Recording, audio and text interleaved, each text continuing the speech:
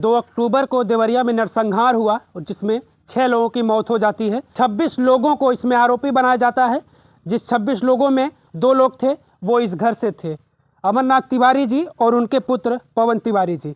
अभी पिछले 10 दिन पहले अमरनाथ तिवारी जो सेना के रिटायर्ड थे, हालांकि उनके ऊपर भी आरोप लगा था तो आरोपी बताए जा रहे थे और वो जेल में थे, लेकिन अब से 10 दिन पहले उनकी जेल में बीमार होने के कारण उनकी मौत हो जाती है। पवन तिवारी हैं जो दूसरे आरोपी हैं इस घर के, वो यहाँ पर आए हुए हैं। हालांकि कुछ प्रोटोकॉल है, कुछ ऐसी चीज़ें हैं जो प्रशासन ये कह रही कि आप इनसे बातचीत नहीं कर सकते, लेकिन उनके परिवार के लोगों से हम बातचीत करेंगे कि क्या कुछ उन्होंने बताया उस जेल के अंदर, क्या कुछ हुआ है उनके पिताजी के साथ, क्योंकि वो परिवार से मिले हैं तो वो सारी चीज़ें बताए होंगे।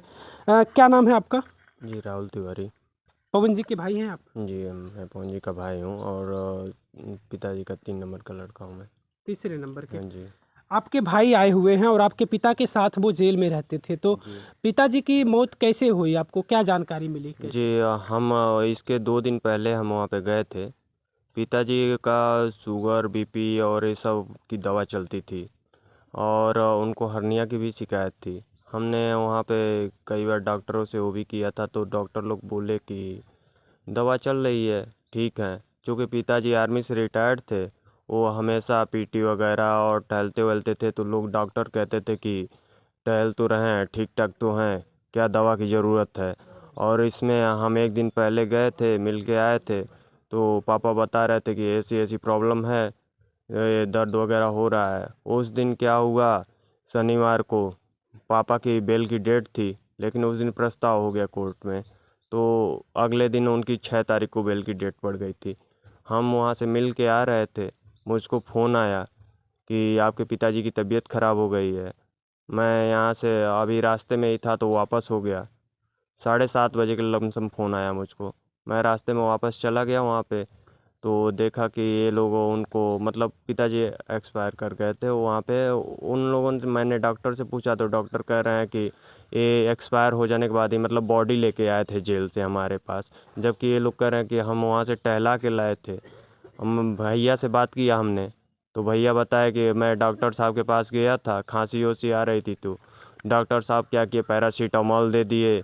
और मैंने कहा कि भाई डॉक्टर साहब से कि देख लीजिए थोड़ा सा, तो डॉक्टर साहब कह रहे हैं कि तुम्हारी तबीयत नहीं ना ख़राब है, तुम चलो बैठो। और उसके बाद रात को लॉकअप बंद हो गया। सुबह में तबीयत ख़राब हुई तो ये लोग फिर से कोई देखना वोखना नहीं, वही डॉक्टर साहब की दवा वही चल रही थी, डॉक्टर साहब देखने तक भी नहीं आए।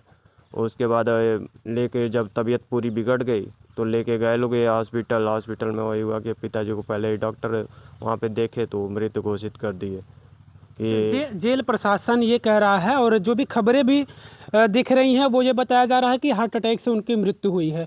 आप उसी दिन मिलकर उनसे आ रहे थे, तो बातचीत में क्या कुछ लग रहा था कि पिताजी घबराए हुए थे या कुछ ऐसी बातें आपसे कही कि हमें कुछ समस्या इस तरीके की हो रही है? ऐसा कुछ तो नहीं था। घबराहट तो कुछ नहीं थी, घबराहट तो नहीं थी। ये दवा की लापरवाही हो रही थी बस, और कोई घबराहट नहीं थी उनको। और पिताजी चूँकि आर्मी से रिटायर्ड थे तो वो हमेशा अपना प्रैक्टिस और अपना वो एक्सरसाइज वगैरह करते रहते थे।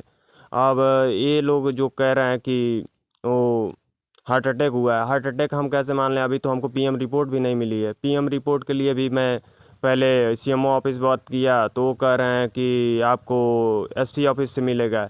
एसपी ऑफिस में गया, वहाँ पे चालान वगैरह भर के जमा किया तो एसपी ऑफिस से कह रहे हैं नहीं आपको जेल से मिलेगा।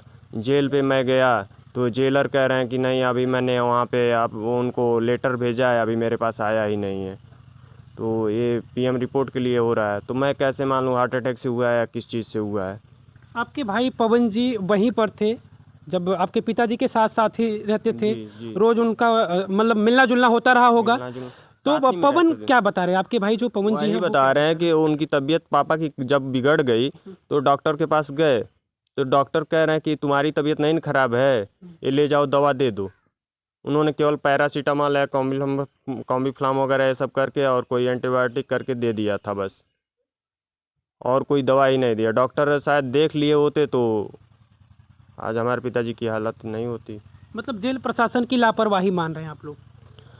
जेल प्रशासन की लापरवाही तो है, लेकिन सबसे ज़्यादा लापरवाही इसमें डॉक्टर की है। डॉक्टर जो हैं वहाँ पे डॉक्टर अभी एक लोग और इसी घटना में हैं, उनकी भी तबीयत ऐसे ही ख़राब हो गई है।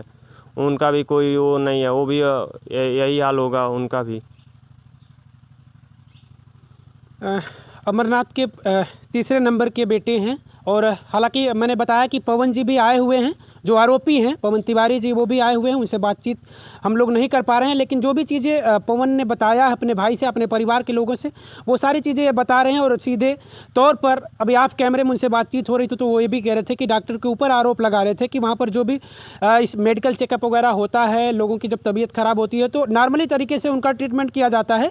अगर ट्रीटमेंट वहाँ पर बेहतर हो, बेहतर इलाज हो, तो शायद इस तरीके के जो मामले आते हैं वो सुनने को ना मिले।